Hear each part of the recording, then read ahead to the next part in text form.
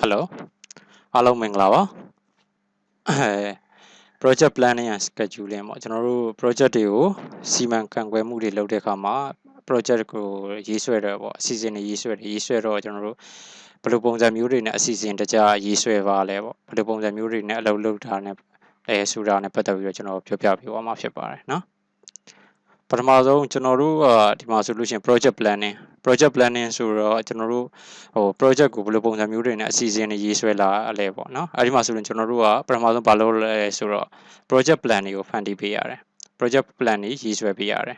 ဘယ်လိုမျိုးရေးဆွဲလဲဆိုတော့ကျွန်တော်တို့ရှိမှာဆိုလို့ရှိရင်ကျွန်တော်တို့ scope တွေရှိမယ် scope တွေဆိုတော့ကျွန်တော်တို့ contract ကနေပြီးတော့ရမှာပေါ့နော်စာချုပ်တွေချုပ်ဆိုတယ် government နဲ့တော့၎င်းဒါမှမဟုတ်လို့ရှိရင် contractor တဝူနဲ့တဝူတော့၎င်းချုပ်ဆိုတဲ့နေရာကနေပြီးတော့ကျွန်တော်တို့ scope တွေရမယ်အဲ scope တွေပေါ်မူတည်ပြီးတော့ကျွန်တော်တို့ကဘယ်လုပ်ငန်းတွေကိုဘယ်ပုံစံမျိုးတွေနဲ့လုပ်မယ်ပေါ့ဘယ်ဟာပြီးရင်ဘယ်ဟာလုပ်မယ်ဆိုတဲ့ပုံစံမျိုးနဲ့ကျွန်တော်တို့ project plan တွေဖန်တီးရေးဆွဲရတယ်ဗျနော်ပြီးတဲ့အခါကြာလို့ရှိရင်တော့ကျွန်တော်တို့ result plan တွေပေါ့ result plan တွေကိုလည်းပဲကျွန်တော်တို့ရေးဆွဲရပါတယ်အဲ့မှာဆိုလို့ရှိရင်ခုနကတော့ဖန်တီးထားတဲ့ project plan ပေါ်မူတည်ပြီးကျွန်တော်တို့ကဘယ် result တွေတုံးမလဲ result တွေကိုဘယ်အချိန်မှာတုံးမလဲပေါ့အဲ့လိုပုံစံမျိုးနဲ့ဖန်တီးရေးဆွဲရတယ်ပြီးတော့ငွေကြေးအတိုင်းအတာအနေထားနဲ့ဆိုလို့ရှိရင်ကျွန်တော်တို့ financial plan တွေလည်းရေးဆွဲရတယ်เนาะပြီးတော့ကိုလှုပ်လိုက်တဲ့ project ပေါ်မူတည်ပြီးတော့ကျွန်တော်တို့ကသူ့မှာရှိတဲ့ scope ပေါ်မူတည်ပြီးကျွန်တော်တို့ quality plan တွေလည်းရေးဆွဲရတယ်ပြီးတော့ risk plan ပေါ့ risk plan ဆိုတာတော့ကျွန်တော်တို့ project မှာလုပ်ရတဲ့လုပ်ငန်းတွေအနေထားမှာဆိုလို့ရှိရင်ကျွန်တော်တို့အနေနဲ့များဆိုလို့ဆိုတလူမျိုးအနေငယ်တော့စွန့်စားရတာတော့ရှိတာပေါ့အဲ့ဒီမှာအသက်တာဆုံးဖြစ်သွားအောင်ပေါ့နေပါတော့စွန့်စားမှုဖြစ်အောင်လို့ကျွန်တော်တို့risk plan တွေရေးဆွဲရတယ်ပြီးတော့ asset plan အဲ့ဒါတော့ကျွန်တော်တို့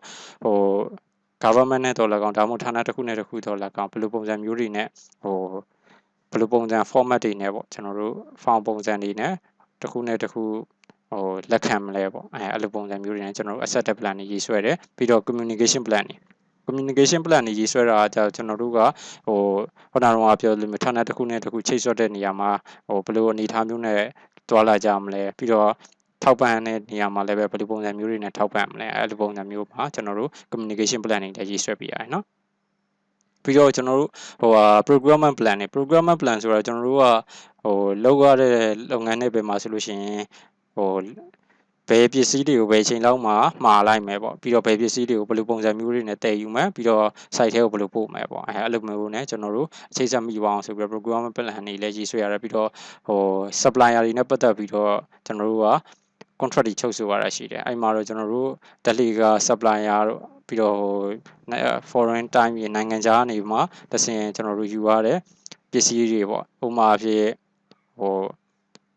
MME ပစ္စည်းတွေတော့၎င်းဒါမှမဟုတ်လို့ရှိရင် artificial ပစ္စည်းတွေတော့၎င်းအဲ့လိုမျိုးလောက်ရတဲ့နေရာမှာလည်းပဲ supplier တွေနဲ့ contract ချုပ်ဆိုမယ်ဒါမှမဟုတ်လို့ရှိရင် local မှာရှိတဲ့ supplier တွေနဲ့ contract ချုပ်ဆိုရတာရှိမယ်เนาะပြီးတော့ကျွန်တော်တို့ project ရဲ့ phase align မှာပေါ့ phase တစ်ခုလုံးမှာဆိုလို့ရှိရင်ဘာတွေလုပ်နေလဲပေါ့အဲ့ဒါတွေနဲ့ပတ်သက်ပြီးတော့ကျွန်တော်တို့ပြန်ပြီးတော့အသုံးသက်ပြီးတော့အကဲဖြတ်တယ်ပြီးတော့လေ့လာမယ်ပေါ့เนาะအဲ့လိုမျိုးနဲ့ကျွန်တော်တို့ project planning ကိုကျွန်တော်တို့ရေးဆွဲကြရတယ်เนาะဟုတ်ပြီ project plan ကိုရေးဆွဲတဲ့နေရာမှာကျွန်တော်တို့ကplan တွေပေါ့ plan တွေမှာဆိုလို့ရှိရင်ကျွန်တော်တို့ကအဆင့်ဆင့်ရှိမယ်ဗျเนาะ project plan ရေးဆွဲတဲ့နေရာမှာသူနေနေဆိုအဆင့်ဆင့်ရှိမယ်အဲ့ဒါတွေကဘာတွေလဲဆိုတော့ project scope တွေ project scope ဆိုတော့ခုနကပြောလို့မျိုး contract ပေါ့ contract ပေါ်မူတည်ပြီးကျွန်တော်တို့လုပ်ငန်းအမျိုးအစားတွေကိုကျွန်တော်တို့သတ်မှတ်လိုက်တယ်အဲ့ဒီပေါ်မူတည်ပြီးကျွန်တော်တို့က WB ရဲ့ work breakdown structure တွေကျွန်တော်တို့ရေးဆွဲမယ်ပေါ့เนาะအဲ့ဒါကြတော့ခုနက project scope ပေါ်မူတည်ပြီးကျွန်တော်တို့ပြန်ဖြန့်ချမှာဗျเนาะပြန်ဖြန့်ချပြီးတော့လုပ်ငန်းတွေလှုပ်ဆောင်မယ်ပြီးတော့အဲ့ဒီဟာကိုမှတခါကျွန်တော်တို့ကactivity ပေါ့ project activity တွေထပ်ပြီးတော့ထည့်ပြရမယ်အဲ့ဒါကတော့ကျွန်တော်တို့software သုံးတဲ့ခါမှာလည်းတွေ့မှာပါเนาะအဓိကတော့ကျွန်တော်တို့ကဘာလို့ပုံစံမျိုးလဲဆိုတော့ကျွန်တော်တို့ဒီနေရာမှာဆိုလို့ရှိရင်လူလို့သဘောထားလိုက်ပေါ့ project scope မှာကျွန်တော်လူဆိုလို့ရှိရင်အဲ့ဒီမှာ work breakdown ဆိုတာလူရဲ့အစိပ်ပိုင်းတွေပေါ့ခေါင်းပိုင်းတို့ခြေပိုင်းလက်ပိုင်းတို့အဲ့လိုမျိုးဖြစ်သွားမယ်เนาะပြီးတော့ activity ကကြတော့ခုနကတော့သူ့ရဲ့ခန္ဓာကိုယ်အစိပ်ပိုင်းမှာရှိရပြန်ပြီးတော့နောက်ဆုံးအစိပ်ပိုင်းပုံစံဖြစ်သွားတယ်ဥပမာပြောင်းတော့ wall breakdown structure ကကျွန်တော်တို့ခေါင်းပိုင်းလို့ပြောလိုက်တဲ့ဆိုရင်ခေါင်းပိုင်းမှာရှိတဲ့အစိပ်ပိုင်းပေါ့ဥပမာပြမျက်လုံးတို့နားတို့နှာခေါင်းတို့အဲ့လိုပုံစံမျိုးကျွန်တော်တို့ပြောတာเนาะ ပြီးတော့ construction sequence ဆိုတာကတော့ကျွန်တော်တို့ကဘာပြောလဲဆိုတော့ကျွန်တော်တို့ activity တွေပေါ့လုပ်ငန်းတွေတစ်ခုနဲ့တစ်ခုလှုပ်ဆောင်တဲ့နေရာမှာအချိတ်ဆက်မိနေပေါ့ဘယ်ဟာပြီးရင်ဘယ်ဟာလုပ်မယ်ပေါ့ဘယ်လုပ်ငန်းပြီးရင်ဘယ်လုပ်ငန်းလုပ်မယ်ဆိုပြီးတော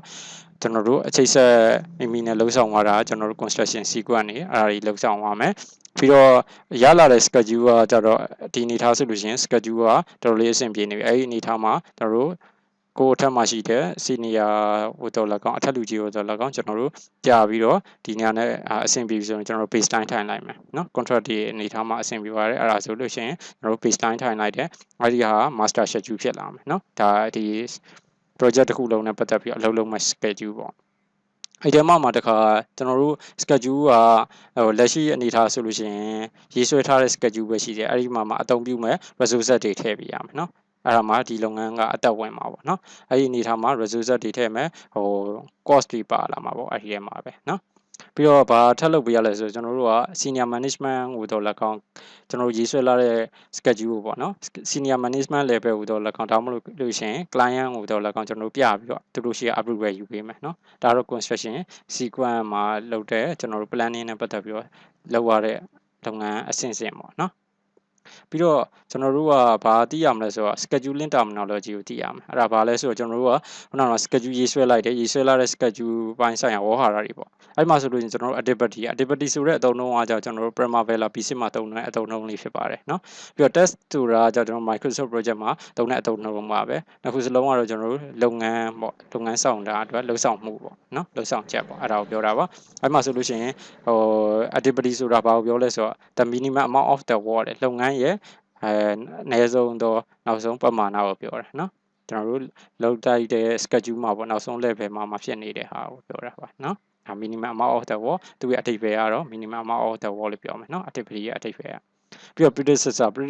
ဆိုတာကကျွန်တော်တို့လုပ်ငန်းလုပ်တဲ့နေရာမှာသူ့ရှိရလုပ်ငန်းကိုရှိရလုပ်ငန်းဘာရဲ့လုပ်ငန်းဖြစ်မလဲပေါ့အဲ့လိုမျိုးကျွန်တော်တို့ပြောတာပါเนาะပြီးတော့ successor ဆိုတာကြတော့ကျွန်တော်တို့ကကိုနောက်ကလုပ်ငန်းကိုဒီလုပ်ငန်းပြီးသွားလို့ရှိရင်နောက်ကလုပ်ငန်းကဘာလုပ်ငန်းလဲအဲ့လိုပုံစံမျိုးပြောတာဥပမာဖြစ်ကျွန်တော်တို့လက်ရှိလုပ်ငန်းကကျွန်တော်တို့အုပ်စီနေတဲ့လုပ်ငန်းဖြစ်တယ်ဆိုလို့ရှိရင်ကိုနောက်ကလုပ်ငန်းက plaster ချိုးတဲ့လုပ်ငန်းပေါ့အဲ့လိုမျိုးကျွန်တော်တို့ဆိုလိုတာပါเนาะလီယန်လာတိုင်းကကျတော့ကျွန်တော်တို့ကဘာလဲဆိုတော့ activity တစ်ခုနဲ့တစ်ခုကြားမှာရှိတယ်နားလို့ရတဲ့အချိန်ကိုပြောတာเนาะ activity တစ်ခုနဲ့တစ်ခုကြားမှာရှိတယ်နားလို့ရတဲ့အချိန်ကိုကျွန်တော်တို့ လီယန်လာတိုင်းလို့ကျွန်တော်တို့ပြောတယ်အဲ့ဒီနေရာမှာလည်းပဲအဓိကဘာပြောချင်လဲဆိုတော့ဒီနေရာမှာကျွန်တော်တို့ lead တို့လက်တို့ကိုပြောတော့လက်ရှိအနေထားမှာဆိုလို့ရှိရင်ကျွန်တော်တို့ schedule နဲ့တွဲပြီးတော့program ပေါ့ program နဲ့တွဲပြီးတော့ရှင်းပြလိုက်လို့ရှိရင်ဒါပို့ပြီးတော့မြင်သာထင်ရှားလွယ်မယ်အဲကြောင့်မလို့ကျွန်တော် software နဲ့တွဲပြီးတော့ကျွန်တော်ရှင်းပြပေးပါမယ်เนาะပြီးတော့ကျွန်တော်တို့ဒီမှာဆိုလို့ critical path calculation ပေါ့ critical path method ကိုအုံပြီးတော့ဘယ်လိုမျိုး calculation လုပ်တယ်ပေါ့အဲ့ဒါနဲ့ပတ်သက်ပြီးပြောပြပေးမယ်အဲ့မှာဆိုရင်ကျွန်တော်တို့ float တွေပေါ့ float တွေ select တွေရှိမှာပေါ့နော်အဲ့ဒီမှာဆိုလို့ရှိရင်ဒီအနေထားမှာES တော့ EF တို့ဘာကိုပြောတာလဲပေါ့အဲ့ဒီမှာဆိုလို့ရှိရင် ES ဆိုတာ early step ပါ project စတင်တဲ့အချိန်ပေါ့ activity ပထမဆုံး activity အစောဆုံးစလို့ရတဲ့လုပ်ငန်းလုပ်ငန်းရဲ့အစောဆုံးစလို့ရတဲ့အချိန်ကိုပြောမယ်ပြီးတော့လုပ်ငန်းအစောဆုံးပြီးမဲ့အချိန်ပေါ့ပြီးတော့ unless ကကြတော့လုပ်ငန်းနောက်အကျဆုံးစလို့ရမယ့်အချိန်ပါပြီးတော့ unless ကကြတော့ late finish ကျွန်တော်တို့အလုပ်ကိုနောက်အကျဆုံးပြီးမဲ့အချိန်အဲ့လိုမျိုးကျွန်တော်တို့ပြောတာပါเนาะဒီမှာဆိုတော့ဒါကတော့ schedule ပိုင်းဆိုင်ရာမှာကျွန်တော်တို့အဓိကသုံးရတဲ့အသုံးနှုန်းတွေပါเนาะပြီးတော့ကိုလုပ်မဲ့ activity ပေါ့ကိုလုပ်တဲ့ activity နဲ့ပတ်သက်ပြီးတော့ကိုလုပ်တဲ့ activity ကလုပ်ငန်းကပေါ့เนาะဘယ်လောက်ကြာမလဲဆိုတဲ့ duration ကိုကျွန်တော်တို့သိရမှာပေါ့เนาะပြီးတော့ဘယ်အချိန်မှာအစောဆုံးစလို့ရမယ်ဆိုတာလည်းကျွန်တော်တို့သိရမယ်အဲ့ဒီလိုမျိုးအစောဆုံးစပြီးတဲ့အချိန်မှာသိတယ်ပြီးတော့ duration ကိုသိတယ်ဆိုရင်ကျွန်တော်တို့က EF ရမှာပေါ့ဆိုလိုတာကျွန်တော်တို့အစောဆုံးဘယ်အချိန်မှာပြီးမလဲဆိုတော့ကျွန်တော်တို့ရမှာပေါ့နော်ဒီပုံစံမျိုးကကျွန်တော်တို့ဘာကိုပြရလဲဆိုတော့ forward pass method မှာအဓိကတွေ့ရတာပေါ့နော်ဟုတ်ပြီကျွန်တော်တို့အဲ့ဒီကနေမှကျွန်တော်တို့လုပ်လိုက်တဲ့လုပ်ငန်းပေါ့လုပ်ငန်းကိုပထမဆုံးစမယ်ပေါ့ဒီ project ကြီးကိုစမယ်လို့ပြောလိုက်တာနဲ့ကျွန်တော်တို့စပြီဆိုလို့ရှိရင် activity တွေရှိမယ်ဒီမှာဆိုရင် activity A ရ D ရ G ရပေါ့နော်ဒီ activity 3ခုလုံးကဘာလုပ်နေလဲဆိုတော့လက်ရှိအနေထားဆိုရင်ကျွန်တော်တို့တပြိုင်တည်းစရတယ်ဆိုတဲ့အနေထားကိုကျွန်တော်တို့ပြရတယ်နော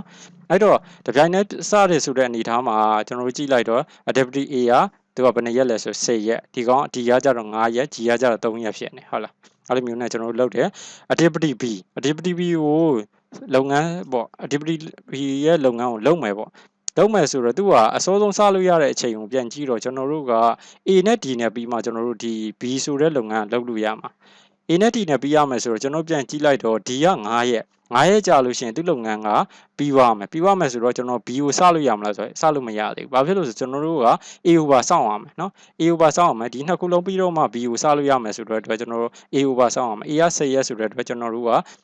10ရက်ကြာမှကျွန်တော်တို့လုပ်လို့ရမယ်ဆိုတဲ့အနေအထားဖြစ်သွားတယ်နော်အဲ့လိုမျိုးအနေအထားမျိုးမှာဘာဖြစ်လဲဆိုတော့ကျွန်တော်တို့ကဒီပြီးနေပေမဲ့လည်းပဲကျွန်တော်တို့ကဒီလုပ်ငန်းမှာဆိုလို့ရှိရင်ဒီနှစ်ခုကြားမှာဘာဖြစ်နေလဲဆိုတော့ကျွန်တော် gap ဖြစ်နေတယ်နော်အဲ့ဒါကိုကျွန်တော် lead time လို့ကျွန်တော်တို့အဓိကသုံးပါတယ်เนาะအဲ့မှာအဓိကကတော့ဒီမှာပြောချင်တာကတော့ B ကိုစမယ်ဆိုရင်ကျွန်တော်ကသူ့မှာရှိတဲ့ link ချိတ်ဆက်မှုအရာလုပ်ငန်းနှစ်ခုလုံးဆိုနှစ်ခုစလုံးပြီးတော့မှဒီကောင်စလို့ရမယ်ဆိုတော့ဟာကျွန်တော်သိရမယ်เนาะပြီးတော့ forward pass ရဲ့အနေထားအရကျွန်တော်တို့ကနောက်ကျဆုံးကျွန်တော်တို့ယူမှာเนาะနောက်ကျဆုံး longest back ပဲเนาะလားကျွန်တော်တို့ဒီအနေထားနဲ့ယူပါတယ်အဲ့တော့ activity C ရောက်သွားတော့ကျွန်တော်တို့က22ရက်ဒီမှာရထားတဲ့22ရက်ဟိုမှာ9ရက်ပေါင်းလိုက်တော့31ရက်ဖြစ်သွားတယ်အဲ့လိုမျိုးနဲ့ activity E မှာလည်းပဲအဲ့လိုပုံစံမျိုးပါပဲ D နဲ့ G နဲ့မှာဆိုလို့ရင် D က9ရက် G က3ရက်ဒါပေမဲ့ကျွန်တော်တို့နောက်ကျဆုံးက D ဖြစ်နေတဲ့အတွက်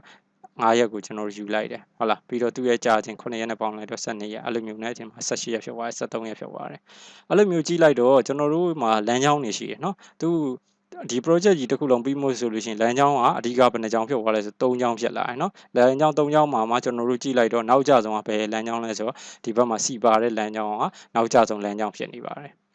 အဲ့တော့ကျွန်တော်တို့က contract တွေချုပ်ဆိုတဲ့နေရာမှာပဲဖြစ်ဖြစ်လှုပ်ဆောင်တဲ့ခါကြလို့ရှိရင်အဓိကလှုပ်ကြတာပါလှုပ်ကြလဲဆိုတော့ဒီ project ကြီးတစ်ခုလုံးကဘယ်ရက်ဘယ်အချိန်မှာနောက်ကျဆုံးပြီးမလဲဘယ်ရက်ဘယ်အချိန်မှာအပ်မလဲပေါ့အဓိကတော့အပ်မယ်ပေါ့အပ်မဲ့အချိန်ပေါ့ကျွန်တော်ပြောလိုက်တဲ့ခါကျတော့ contract ချုပ်ဆိုဒီလုပ်ငန်းတော့ဘယ်တော့ပြီးမှလို့ကျွန်တော်ပြောလိုက်တယ်ဆိုတာကအဓိကကခုနကတော့ဒီ critical path အရာဆိုလို့ရှိရင်ခုနကတော့ဒီ31ဖြစ်သွားတာပေါ့နော်အဲ့ဒီမှာဆိုလို့ရှိရင်ဒီ activity C လမ်းကြောင်းကနောက်ကျဆုံးဖြစ်နေတယ်အဲ့ဒီဟာကျွန်တော် control ဖြစ်သွားမှာပေါ့အဲ့ဒါပေါ်မူတည်ပြီးတော့ကျွန်တော်တို့ယူသွားတဲ့ဟာကျွန်တော် forward pass method ကြီးကျွန်တော်အခုပြောသွားတာအဲ့တော့အဲ့လိုမျိုးယူသွားတဲ့အနေထားမှာကျွန်တော်တို့ကခုနကဒီလုပ်ငန်းကိုလုပ်တဲ့အခါမှာနောက်မကျအောင်ဘယ်လိုလုပ်မလဲပေါ့နောက်ဘယ်လိုပုံဘယ်ဟာဆိုလို့ရှိရင်နောက်မကျဆုံးဖြစ်မလဲဆိုတော့ကျွန်တော်တို့31ကနောက်ကျဆုံးအဲ့ဒါပေါ်မူတည်ပြီးကျွန်တော်တို့ယူလိုက်တော့ဒီဘက်မှာဆို power pass အနေထားမှာ31ဆိုပြီးကျွန်တော်တို့ယူလိုက်တော့ဒီမှာဆိုလို့ရင်31လို့ပေးလိုက်တယ်ဒီမှာ25ဒီမှာ22ဖြစ်သွားတယ်ဒီမှာ25ဖြစ်သွားတယ်ဒီမှာကျတော့ activity D ပေါ့ activity D ဆိုတဲ့လမ်းကြောင်းလာမှာဆိုကျွန်တော်တို့လမ်းကြောင်းနှစ်ခုကနေလာမှာဟုတ်လားအစောဆုံးနောက်ကျဆုံးပြီးမဲ့အချိန်မှာအဲ့လိုမျိုးယူလိုက်တော့ဒီမှာဆိုလို့ရင်10ဒီဘက်မှာ18ပေါ့အဲ့လိုမျိုးဆိုလို့ရှိရင် late finish ကပါတယ်လဲ10ဖြစ်သွားမယ်နောက်ကျဆုံးပြီးမဲ့အချိန်ပေါ့အဲ့လိုပုံစံမျိုးနဲ့ကျွန်တော်တို့ယူလိုက်တယ်ဒါကတော့ power pass အနေထားပါအဲ့လိုမျိုးနဲ့ကျွန်တော်တို့ယူလာတဲ့အနေထားမှာဆိုလို့ရင်ဘာဖြစ်လဲဆိုတော့ကျွန်တော်တို့အရိယာနေဘာကိုသိမလဲဆိုတော့ကျွန်တော်တို့ float ကိုသိမယ်float ဆိုတဲ့အနေထားမှာဟိုနောက်တော့အနေထားဒီလိုပုံစံမျိုးပြတာ free float ကိုပြတာပါအခုအနေထားမှာကျွန်တော်တို့ပြသွားမယ်အနေထားကကျတော့31တဲ့18နှုတ်အဲ့ဒါဆိုရင်ကျွန်တော်တို့က73ရမယ်ဟုတ်လားအဲ့ဒါက total float ဒီနေ့ activity နဲ့ပတ်သက်ပြီးတော့73ရဲ့ကျွန်တော်တို့နားလို့ရတယ်ဟုတ်လားဒီဘက်မှာဆိုလို့ရှိရင်18ရက်နားလို့ရမယ်ဆိုပြီးကျွန်တော်တို့တွေ့မှာပါဒီ activity ရောက်လာတော့ဒီမှာဆိုလို့ရှိရင်ကျွန်တော်တို့9ရက်တို့ဘာလို့ဖြတ်လာဟုတ်လားဒီမှာကျတော့15ရက်တို့ဘာလို့ဖြတ်လာเนาะအဲ့လိုမျိုးနဲ့ကျွန်တော်တို့ကြည့်လိုက်တယ် IoT float တွေ float ဆိုတဲ့ဝေါ်ဟာရကကြတော့ကျွန်တော်တို့ကဘာမှာသုံးလဲဆိုတော့ PC မှာသုံးတယ် Primavera မှာသုံးတယ် Slack ကကြတော့ Microsoft Project မှာသုံးတဲ့အသုံးလုံးပါเนาะအဓိကဘာလဲဆိုတော့နားလို့ရတဲ့ချိန်လို့ပြောတယ်เนาะ project ဘယ် activity ပြီးတော့တဲ့အချိန်မှာနားလို့ရတယ်ဘယ်လောက်အတိုင်းအတာထိနားလို့ရတယ်ဆိုတော့ကျွန်တော်တို့ပြောတာပေါ့အဲ့မှာဆိုလို့ရှိရင်သူက analyst တွေက ES ကိုနှုတ်လိုက်တယ် LF တွေက EF ကိုနှုတ်လိုက်မယ်เนาะအဲ့လိုပုံစံမျိုးနဲ့တောင်းဆိုလို့ရှိရင် LF တွေကနေပြီး EF ကိုနှုတ်လိုက်တော့ဒီမှာ0ဒီဘက်မှာလည်းပဲ analyst တွေက ES ကိုနှုတ်လိုက်တော့0เนาะအတူတူကเนาะအဲ့မှာ0ဖြစ်မယ်ဒီဘက်မှာဆိုလို့ရှိရင်73လို့18လို့အဲ့ဒါတွေက total float ကိုပြတာပါ project တစ်ခုလုံးနဲ့ဆိုင်ပြီးတော့ကျွန်တော်တို့ကြည့်မယ်အဓိကတော့ကျွန်တော်တို့က total float ကိုလိုချင်လို့